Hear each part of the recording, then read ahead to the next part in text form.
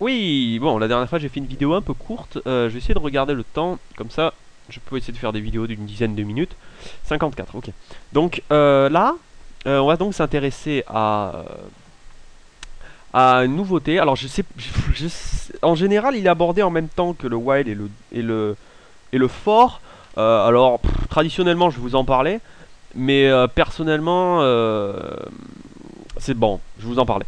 Il s'agit de do while. Alors do while, donc peut remplacer un for et un while normal. Alors il s'utilise de cette manière. La syntaxe est un peu étrange. Il s'agit de do, d'abord ce que vous voulez faire, et ensuite un while avec les conditions, terminé par un point virgule. Alors la syntaxe est un peu étrange. Personnellement, je l'utilise que très rarement, à part dans certaines situations, il peut être intéressant. Ici, dans le while, vous mettez exactement les mêmes conditions. Voilà. Et voilà, ça se présente de cette manière-là, quoi. Do, en fait, il faut traduire ça, faire ça, tant que chiffre. Alors, je vais vous montrer d'abord ce que ça fait. Ici, vous voyez 0, 0, 0, 0, 0, 0, 0. Pourquoi? Parce que, j'espère que tout le monde l'a, je n'ai pas incrémenté. D'accord? La valeur de chiffre ne change pas à chaque boucle. Donc là, si ça vous a pas sauté aux yeux si ça vous a sauté aux yeux quand je l'ai fait, tant mieux. Sinon, encore une raison supplémentaire d'utiliser le for. Voilà. Donc petite anecdote. Donc ici, il faut pas que j'oublie de mettre un chiffre plus plus. Ok, pour changer la valeur de chiffre. Donc je nettoie, je relance, et ici, vous voyez que ça fait 0, 1, 2, 3, 4, 5, 6, 9. Alors maintenant, les plus, les plus téméraires me diront, mais ok, mais tu m'expliques la différence? Alors, la différence, je vous la donner. Je vais vous montrer. Par exemple, ici, je vais remplacer. Je vais mettre un while. Voilà. Donc ici, vous voyez que les deux sont équivalents. Ici, je vais mettre un printf, une mise à la ligne, histoire de séparer les deux. D'accord? Oups, ça va être beau ça. Même deux mises à la ligne pour séparer les deux. Alors j'espère qu'il y a assez de place sur l'écran. Alors, bien évidemment, ce que vous devez faire ici, c'est réinitialiser chiffre à 0. D'accord? Sinon, il ne rentrera tout simplement pas dans la deuxième boucle. Ok? À l'entrée de cette boucle, chiffre est égal à 0. Donc il faut le remettre à 0 pour qu'il rentre dans cette boucle là. Ok. Donc je compile et vous voyez qu'il fait 1, 2, 0, 1, 2, 3, 4, 5, 6, 7, 8, 9. Ensuite il y a le décalage que j'ai fait, les deux espaces là. Les deux mises à la ligne.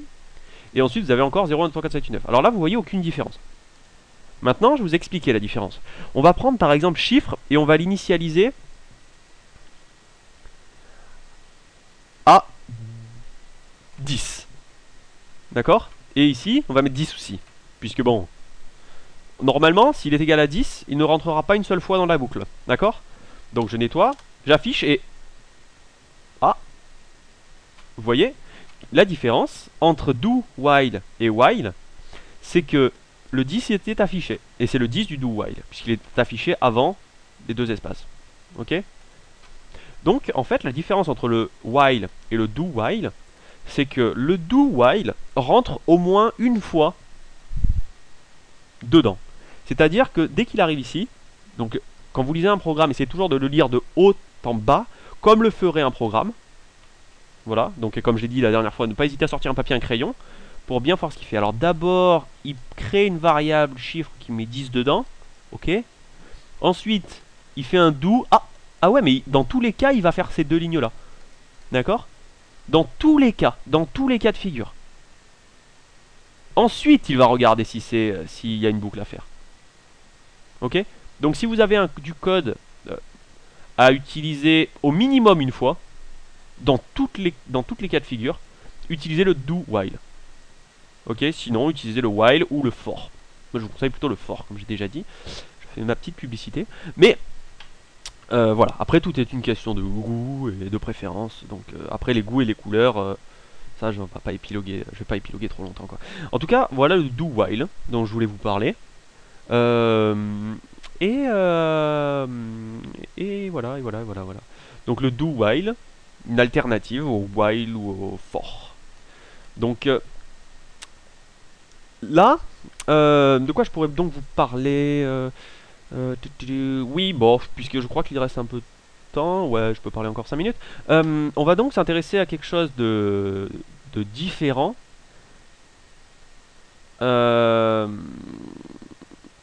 Imaginons... je sais pas comment je pourrais expliquer ça. Ouais, bon. On va prendre une situation, on va l'appeler lettre. On va créer une variable qui s'appelle lettre. Bien évidemment, on va enlever int, hein, bien. Et on va le mettre égal à la lettre A. D'accord? On crée une lettre qui est égale à A. Ok. Donc, on peut faire... en fait, on va essayer... Cette lettre, on va essayer d'afficher deux trucs. Alors, en fait, la manière dont j'affiche les éléments, ici, dont je les écris, est la manière logique dans laquelle vous devriez raisonner. Bien évidemment, voilà, c'est donc un code temporaire, disons. En tout cas, afficher, je veux afficher deux éléments en fait. Je veux dire s'il s'agit d'une voyelle ou s'il s'agit d'une consonne. Alors, d'abord, je vais donc afficher c'est une voyelle, avec une jolie mise à la ligne, et là c'est une consonne. Ok. Donc, premier raisonnement que vous devez avoir, raisonnement algorithmique de base, c'est ok, est-ce que c'est... Vous comprenez bien qu'une lettre, c'est soit une voyelle, soit une consonne. Ouais. Ça peut pas être autre chose. Vous prenez n'importe quelle lettre, elle appartient soit c'est une consonne, soit c'est une voyelle. Ok. Il n'y a pas de troisième élément. Ok. Donc, la question c'est, est-ce qu'il serait plus intéressant de vérifier si c'est une voyelle et d'afficher si c'est une voyelle, ou alors de chercher si c'est une consonne et d'afficher une consonne? Vous comprenez ce que je veux dire?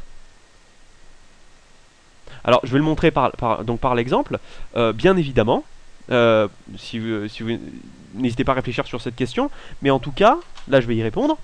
Le plus intéressant, c'est de d'abord vérifier s'il s'agit d'une voyelle. Pourquoi? Parce qu'il y a beaucoup moins de voyelles dans l'alphabet que de consonnes. D'accord? Donc, ce qu'on peut faire, donc ici, je veux afficher soit l'un, soit l'autre. Ok?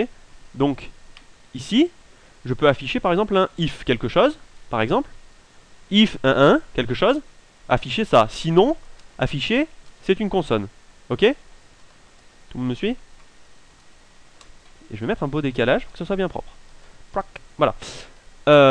Ok, donc soit j'affiche comme tout à l'heure, hein, c'est comme vrai ou faux. Là, c'est une voyelle ou c'est une consonne. Après, le contenu, c'est pas facile. Alors, ce que je vais vous montrer, c'est justement comment on va par exemple mettre... disons que ce que je vais vous parler, c'est pas forcément très intelligent de ma part d'avoir parlé maintenant, parce que je viens de me rendre compte de quelque chose. Bon, donc je vais vous parler d'une commande qui... Non, c'est pas grave. On va s'intéresser à ça. Si lettre est équivalent à A, affiché, c'est une voyelle. D'accord? Donc je retourne ici, je compile, et il m'affiche, c'est une voyelle. Ok? Pourquoi? Parce que lettre est équivalent à A. Si je mets lettre est équivalent... pas du tout. Si je mets la lettre ici égale à... Ici c'est égal, hein. L'affectation est ici. Hein. Ici c'est une comparaison. Ok. Si lettre est égale à B, qu'est-ce qu'il affiche? Il affiche c'est une consonne. Jusque là, d'accord. Mais le problème c'est... si je mets E ici, c'est une consonne. E est une consonne. Absolument pas. Le programme est foireux. Alors ce qu'il faut faire, ou ce que l'on peut faire, c'est faire ceci. Alors essayez de suivre ce que je fais. C'est quelque chose que vous verrez. C'est sale, normalement vous ne devrez pas le faire comme ça, mais j'explique d'abord pour que la logique soit là. Vous pouvez refaire un if à l'intérieur du if lui-même qui dise ceci, comme ceci. Essayez de comprendre ce que je fais.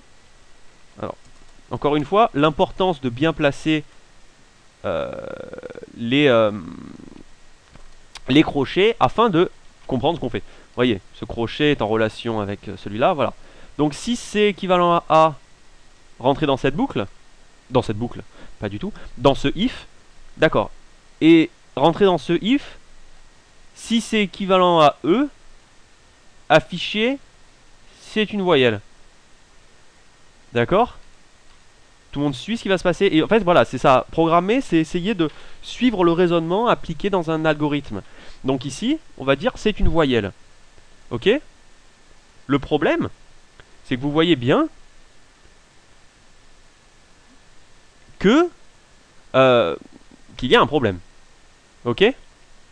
Donc là, c'est quelque chose qui doit vous sauter aux yeux. C'est quand vous utilisez ce genre d'éléments, essayez bien de suivre ce qu'il se passe. Ici, il va rentrer dans cette boucle. Est-ce que lettre est égale à A? Oui. Alors cet élément en soi est juste, mais n'a rien à faire ici. Pourquoi? Parce qu'il sera dans cette boucle uniquement si lettre est équivalent à A. Ok? C'est pour ça que je vous conseille vraiment de bien comprendre et de lire ce qu'il va se passer.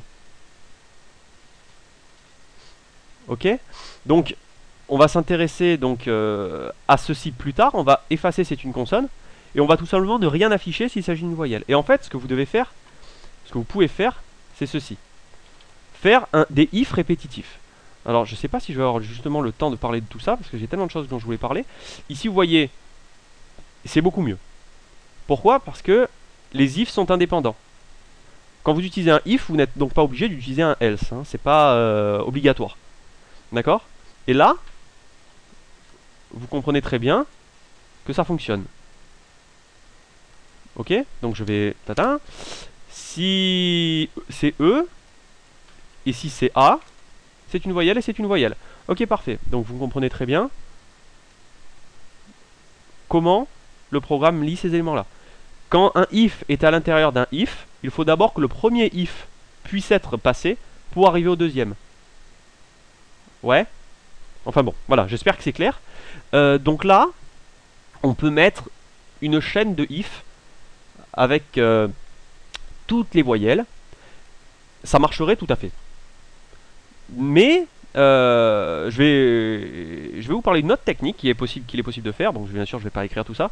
Et je vais vous en parler dans la prochaine vidéo. Une technique qui permet de ne pas utiliser 50 if différents. Donc bien évidemment pas 50 puisqu'il n'y a pas 50 voyelles dans l'alphabet. Mais c'était juste une petite anecdote. Bref, une expression disons. Bon, donc à bientôt dans la prochaine vidéo. Bye.